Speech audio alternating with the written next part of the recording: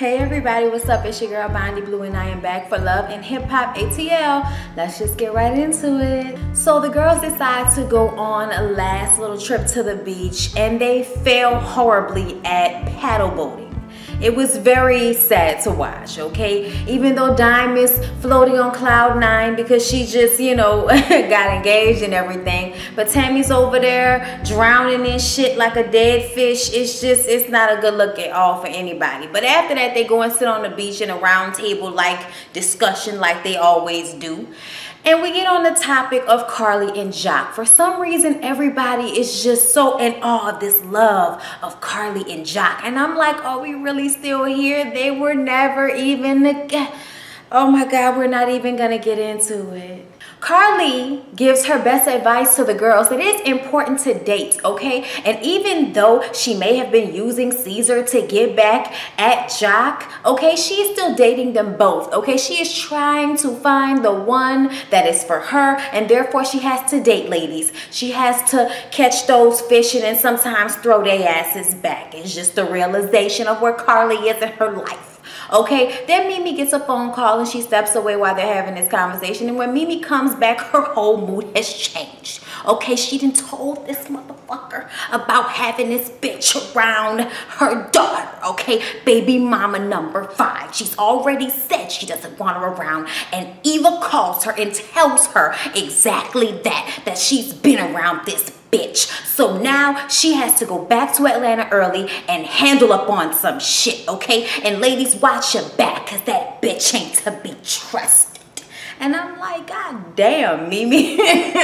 Nah, y'all, I understand exactly where Mimi is coming from at this point. Like, let's just assess the situation. Jocelyn got CPS sent to Mimi's house because Jocelyn put on Instagram that Stevie was molesting Eva, and therefore the authorities had to come and check it out and make sure it was okay. This all could have ended very badly if she would have got some terrible fucking caseworker, or if they would have found any little bit of thing to try to make it seem like Mimi wasn't a fit mother, and I doubt that they would. Mimi seems like a very competent, good mother to her daughter.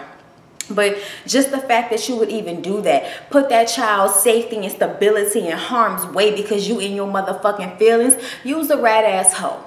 So Rod and Logan meet up in a parking lot like most of these niggas do on Love and Hip Hop ATL when there's a fight that might occur. Because we need a whole bunch of fucking cars to be in between y'all if anything transpire, okay? So basically what happens is these two meet up and Rod wants to know what the fuck is Logan's deal? What is his problem? Why is you popping up at my girl's job? What is the deal?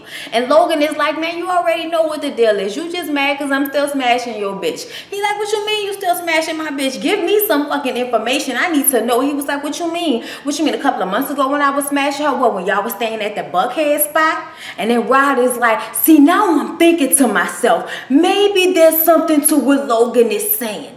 Because right when Kirk and Jasmine decided that the baby was his, he put her up in that Buckhead spot. And he mentioned another address, which was the spot that we were staying in before I went to jail. So Rod is putting it to into his head that Jasmine might be just the hoe he knows that she is. Like, I don't know why we're all confused about this. But anyway, Logan is real emotional, talking about how the baby is named after his daddy. That might be his kid, and she led him on and she lied to him and told him she got an abortion and all of this shit, and he just mad homeboy. And then Rod starts to ask specifics. Okay, so when was the last time you had sex with her? September of 2015.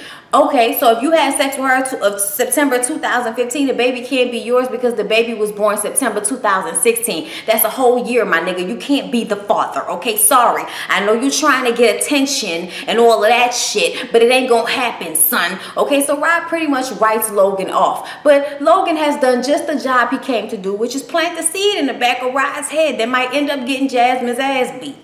So Mimi goes to meet with Stevie, okay? She's very upset. She's dressed very Stepford wifey, okay? It's all very fucking scary and sharp, okay? She is tired of this shit with Stevie, okay? She lets him know that there is no more Miss Nice Guy, okay? No more fucking passes, Stevie, okay? That's the end of that. She does not know what kind of voodoo that this bitch has him under, but she knows one thing. If she had to go to the courts and get get them involved, to get that bitch away from her daughter, that's exactly what she's going to do. Stevie is like, hold up, wait, nah, wait, hold up, bitch. But there is really no getting any words in edgewise. Mimi is here to let him know she's going to court. We find out, and it was very confusing throughout the episode because she kept saying that she was going to court, and then she would say, oh, I went to court and they wanted me to bring Eva with me, and I did not want to make her go through all of that, because even though the protection order is for Eva, it's really about the things that Jocelyn said online. And I think Eva knows what was said because she had to be asked at the time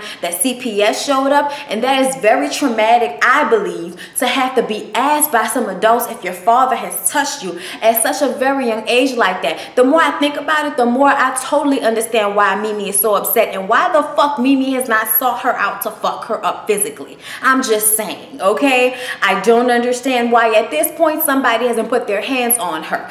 And another thing, it makes me look at Stevie like, what kind of fucking voodoo does this bitch have? Because you's a dumb motherfucker to be around here about to act like you're going to be with this bitch, trying to get her into the house, all of this shit after she put your daughter through that traumatic fucking situation. Are you serious, Stevie? I'm totally on Mimi's side with this shit. Yes, the bitch overreacts in the scene, but at the end of the day, she has every right to feel how she feels right now. So Dime called Mimi back, okay? And it's a very annoying fucking scene for me, okay? It's just more gloating and happiness for Dime, which I'm happy for. But it's this fucking Jock Karlie situation. Dime is like, look, I really thought that you was only dating C's to make Jock mad, bitch. So what you gonna do? You really gotta decide, bitch. I mean, what you gonna do? Who you gonna be with? And it's like, bitch, she ain't gonna be with neither one of them niggas, because C's is gonna eventually come to his fucking senses, like I know he will. I told him this ain't what I wanted for him, and that's because Karlie does tend to bop around like a thought pocket. You still worrying about apologies from this nigga Jock when you fucking with C's. But we all know that none of this shit is really real, okay? Yeah, he might have liked her, the booty fat, whatever, you know, fake bitches everywhere, you know, real excited. Karlie's like 40, still looks great, whatever. Fine, I get the fuckability, but at the end of the day, it's the same old bullshit with Karlie. So this whole conversation is fucking stupid and mute to me, because I don't feel like there's any real fucking relationship happening between Karlie and Jock, but some jokes and maybe some toe sucking. Besides that, I ain't trying to get into the rest of that. Ugh. So Stevie feels like he's being forced to pick sides between his daughters and Mimi and Jocelyn and Bonnie Bella. So right now, he's going to bring Jocelyn to the house to try to talk to her. He's actually very happy that she decided not to move in with him, but put the brakes on that shit because that's exactly what she came to talk to him about, okay? Look, I have been really thinking ever since Stevie invited me to come back into the house. And you know what? I feel like maybe this is the time to make a change. So I'm here to talk to him about a few things, okay? So main thing is she wants for them to be back together, okay? She didn't really say it. It wasn't romantic, but she busts out 2 fucking ring boxes and says, pick a date, nigga. We engaged, okay? I was like, okay, what the fuck? But first she had to let him know that she wants to be back on the record label. And he lets her know that he does have a new artist that he's working with. And she said, look, there could be no other Latino, okay? They can only be the Puerto Rican princess, okay? It can only be Jocelyn Hernandez, okay? So if it's somebody else, you better get rid of the bitch. You better get rid of the hoe, okay? Because it can only be Jocelyn Hernandez, baby. That's the only person that could be on the record label, okay? I am the only Latina.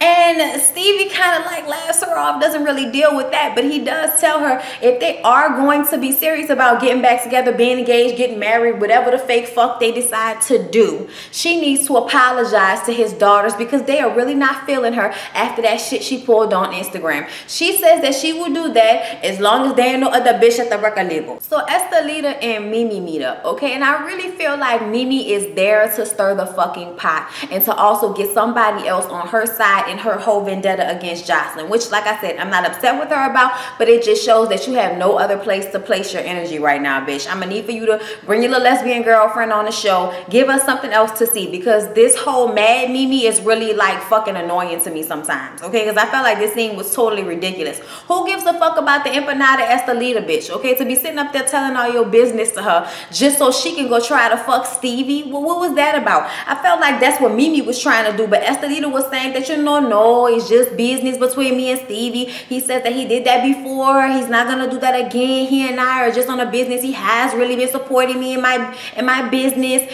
And Mimi is just like Girl, if he ain't fucked you yet, he gonna try. Okay, like she didn't really laid it on thick about how Stevie is really gonna try to get in this girl's pants and fuck up this whole business relationship they're having. And she also poured her soul out and let her know about the protection order she's trying to get and how the daughter wasn't supposed to be around Stevie, but he was. And it's like, you don't even know her like that. Why are you telling her all your business, Mimi? See, this is what I be talking about, Mimi. You set yourself up to get fucked over in some aspects. I'm not saying that Estelita is gonna do anything to you, but I'm just saying that it wasn't such a smart thing to do in the first goddamn place. But they gonna get together soon and meet up and have drinks, and maybe she and KARLIE can finally get on a better page because she really don't like the bitch. So KARLIE called her and her fake booty in all this netting, inviting Caesar over for a sexy breakfast, okay? Because it might just be the time to, you know, pop the lid off this pussy, okay? Like, it just might be the time, all right? And when he gets there, this breakfast is shit and fruits and strawberries and all of this, you know, looking like sucking dick shit is real cool and everything. But we gotta talk about while he goes back to Harlem getting clowned by his homeboys when they see this video of her and her ex in one of the most romantic places in the world. What the fuck is really popping? You supposed to be my bitch. This is what Caesar's talking about. And KARLIE is like, it was not like that. Okay, he just showed up on his own, and the only thing that happened between me and him was he gave me an apology. Why are you still worrying about apologies from this nigga? You fucking with me. Why are you worrying about apologies from him? Because it was really like he's broken my heart so many times. It was really the worst relationship I have ever been in. Really, KARLIE? It's the worst relationship you've ever been in? Really? All the fucking relationships that you've been in, all 21 fucking thousand hundred of them, and you mean to tell me that this is the worst one, the one with Jock, the one that there was never really any commitment with? Seriously? The one that lasted what, a couple of weeks? Really? That you've just been fucking on and off? Never really was a relationship, but this is the one that broke your heart the most, wasn't it, KARLIE? Okay, whatever, bitch, I'll try to believe that for the second. Cease just keeps checking her, letting her know that this shit ain't cool, and maybe she need to go ahead and be with Jock if all of this is so important to her. And she's like, no, baby, I want to be with you. I just was trying to let him know that I got a man. I got a good man, okay? And I don't need him. And I done got mine. I was just trying to let him see that you was the type of man I was aspiring to be with the whole time when I was with his raggedy ass, okay? I was just trying to let him see what a real man was. She landed on thick, then she put that old fake ass doughy booty on his dick, and he's all excited, and now the argument's over and the fucking commences.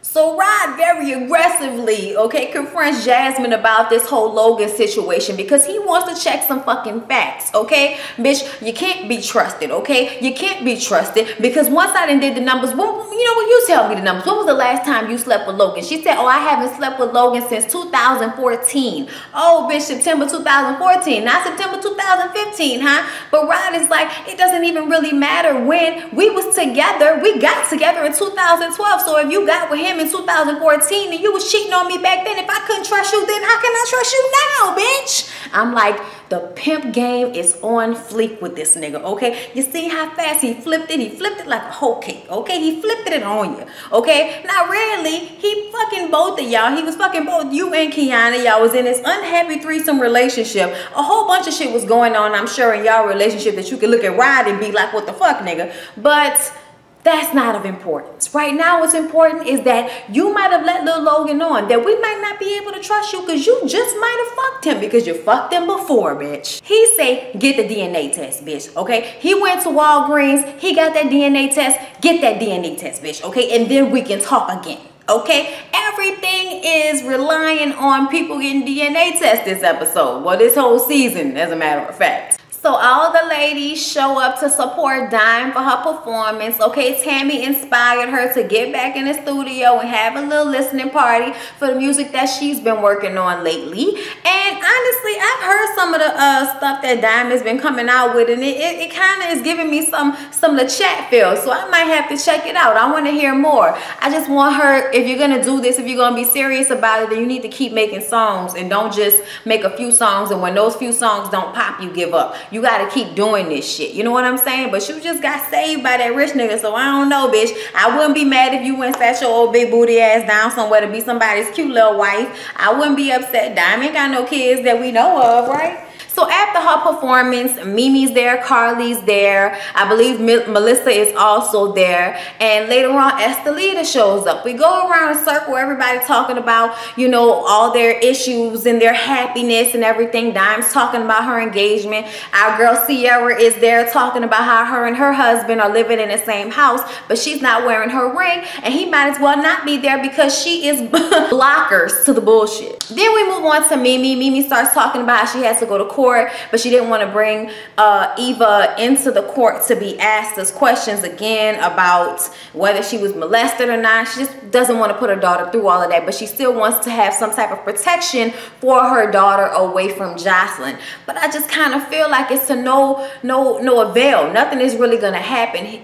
Jocelyn is still going to be around your kid because of Stevie, okay? And unless you're going to stop bringing your kid around Stevie, which I know you don't want to do, you might as well just go ahead and let this shit go. It's sad, it's fucked up, but it's the realization, okay? It's really the realization of how shit go down sometimes. But anyway, when Estelita gets there, Karlie sits down close to her and says she wants to apologize for how she came at her. It's just that in her history with Jocelyn, she's always had a problem with the women that Stevie would sign and his different artists, and she just feels like she's going to end up being put in the middle of it. And Estelita says what we're all saying, bitch, you put yourself in the middle of this. You doesn't have to put yourself in the middle of anything, okay? She was talking fast, but she was saying the truth, that Karlie really does not have to put herself in the middle of anything. You don't have to say anything. You don't have to tell anybody anything. You could just mind your motherfucking business like everybody, including Jocelyn, is asking you to do. But oh no, Karlie couldn't take the fact that Estelita was telling her that. So she just flips a fucking tray over. And I'm like, oh my God. Like, security gotta be so tired of Karlie's no fucking fighting, but always want to throw a grape in a food fight ass. You are not going to actually fight anybody. You're not actually going to whip anybody's ass. You're just going to jump around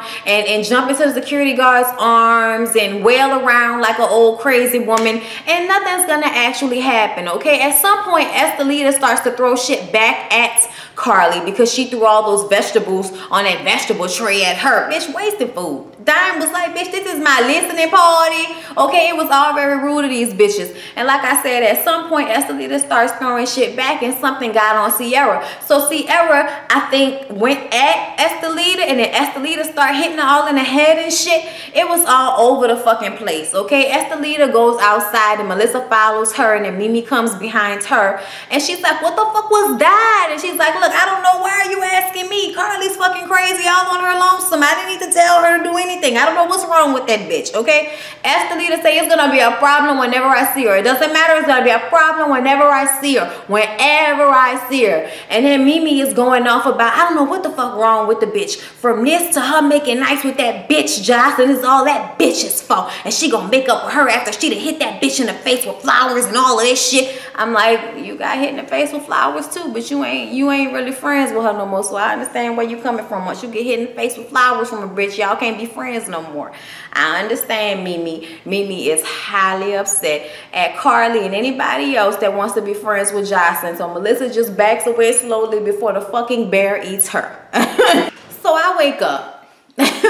Okay, and I start to edit and realize I totally forgot to talk about the segment with Jocelyn meeting with Sade and Savannah, Stevie's daughters, right? So they meet up, and before Jocelyn gets there, Stevie is like, you know, I really want y'all to keep an open mind with Jocelyn because she's, you know, rejoining the family, and I just want y'all to be open to it because she's, you know, Bonnie Bella's mother, and I feel like, you know, I'm caught on both sides, whatever. They just saying, we want an apology from the bitch, and you do not need to be thinking about marrying somebody who would do some shit like that. But you know what? We digress for right now. The bitch is coming. So she walk up, okay? And Jocelyn is there to talk to the girls. She know the girls are mad at her, okay? She know, but they never really liked her in the first place, okay? So she sit down, and they start to, you know, talk about the situation. She said, look, I want to apologize, okay, for what I said about Bonnie. I mean, Lord.